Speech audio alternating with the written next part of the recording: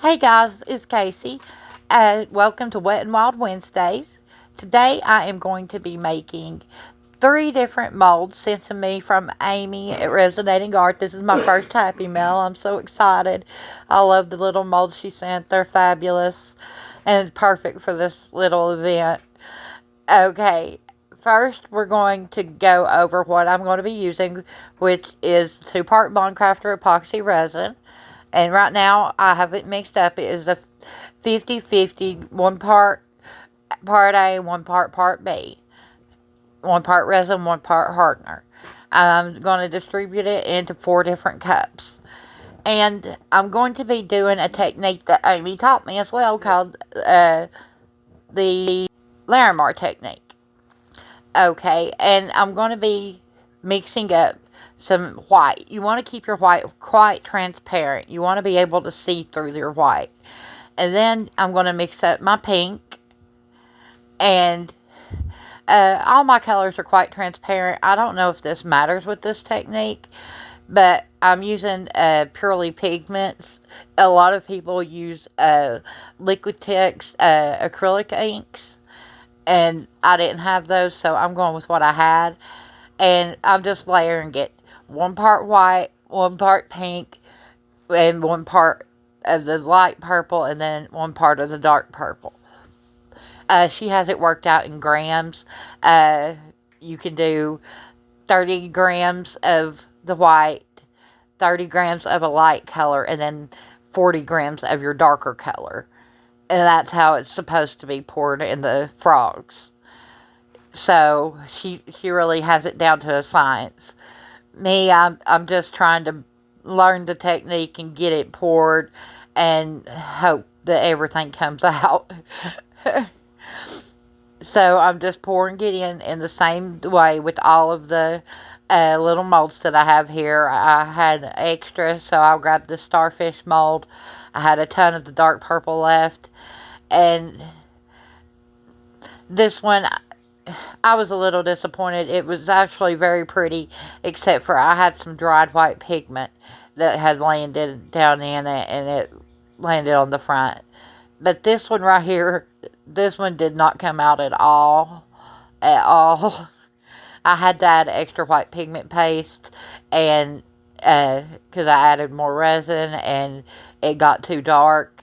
It was too opaque for this. So those two really didn't come out great. This one right here, like I said, you can look at the sides and see how pretty those sides are. The sides are beautiful.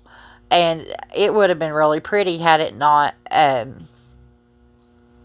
those white specks that I'm about to show you. See the white specks? Very disappointed in that. But other than that, I can put a layer of resin in there and cover that up. Now on to the octopus. I love, love, love how this octopus came out. The head of it is just awesome. Completely amazing. It didn't quite get the full effect, but it did something really, really neat. See how it's white and pink and purple and all the colors all in the head? I love that.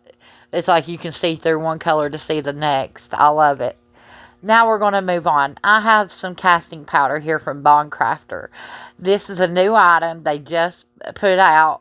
It is a 10-3 mix of an eco casting powder. And it comes with gloves, cups, pigments, the works. So what I'm going to do is I'm going to weigh out 100 grams of the powder. I've got my scales out, and I'm going to make sure everything's tared and at 0 and on grams. And then I'm going to get my powder out. And it also comes with a scoop for your powder. A lot of them don't come with that, and I'm really glad they threw that scoop in. I think that's a great addition to it. But I'm going to put out 100. Once I get the scale figured out, I'm going to pull out 100 grams of the powder and 30 grams of water. And that's enough for one item. For my starfish, at least. So, once I get this weighed out, I'm just going to pour this one in solid white. I wanted to see how the bone crafter reacted, how it picked up all of the definition on the sides. You know, I wanted to make sure it picked everything up. I wanted to see if there were bubbles in it. You know, I wanted to keep this one solid white to see what the color looked like, what the finish was without any pigments in it. So that's why I went with solid white. And I'm going to add my water now, only 30 grams. It doesn't take much water at all, just a little bit of water, and you're right on ready to go. You can see I'm putting it in just a little drip at a time, trying to get it to 30 grams. I'm going very slowly at this. And once I get it up to 30 grams, you want to mix it really well, guys. You want to take and scrape all those sides and the bottoms, because it will stick to the sides and the bottoms of your cup. So you want to mix that really well. I start off really slow mixing, and then as soon as I can feel it's all broken apart, I mix faster. I think, I don't know what the work time on this one is. I think it's got a 10-minute work time, because it is a 30-minute demold. And I'm going to demold these in 30 minutes just to make sure you're able to demold in 30 minutes. And I've got it all mixed up and everything now. So I'm going to grab my starfish here, and I'm going to just pour this straight into my starfish mold. It is sticking to the sides of this cup. That's why I was saying you want to scrape those sides really, really well. And it doesn't take long to mix it up. And I just prefer a larger stick when I'm mixing. I had a little bit of a hard time with this little thin stick, the popsicle stick. I prefer a tongue depressor. Now I'm just going to pour this slowly straight into the mold.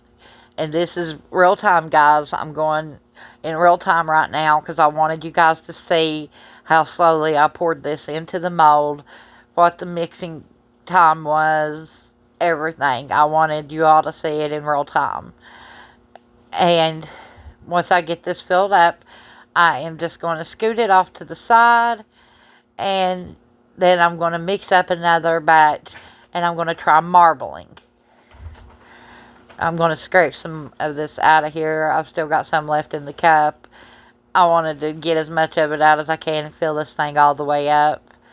But, you know, it doesn't take much. Like I said, 100 grams part A and 30 grams of water. I want to call it part A and part B, but no, 100 grams powder, 30 grams water, and it fills up a starfish. I don't know how much that usually holds. I think 2 ounces. So for every 2 ounces, 100 grams and 30 grams of water. And now I did 150 and 45 on this one, and it also holds 2 ounces. And I had overshot it. I thought it held more than that, and I ended up with a little bit extra. But I'm just going to marble this one, fill it up, and pour all my excess off into this coaster mold. Now, I didn't have enough to fill up this coaster mold, but that was fine. I was kind of leaving this coaster mold as a test for durability to see how strong it was. And I could use it for terrazzo chips. You can see it's quite thin, but it's rock hard 30 minutes later, ready to go. And this one, it's a little tricky to demold this one. You got to get it around those edges. And I was so afraid it was going to break because it had only been 30 minutes. But this stuff's tough, guys. I'm actually very surprised. If I had to compare it to anything, I'd compare it to the J. Diction Resin-Crete. Texture and everything. Bubble free. I didn't have to do the squidgy widgy or whatever. Shake it. I didn't do any of that to it, guys. And it is completely bubble free, and it picked up all of the different textures around these guys. It really did a great job. I was really proud of it. I thought, wow, this is a really good stuff for me to be able to demold it in 30 minutes with these intricate parts. And I would highly suggest it, guys. It is a new item. They do have it on Amazon, and they do have it on their website, bondcrafter.com, if you want to check it out. And that's it for me today, guys. I hope you guys enjoyed my first Wet and Wild Wednesday collaboration. We have a list of artists today. Go check them out. I'll put the playlist in my description. Have a beautiful, blessed day.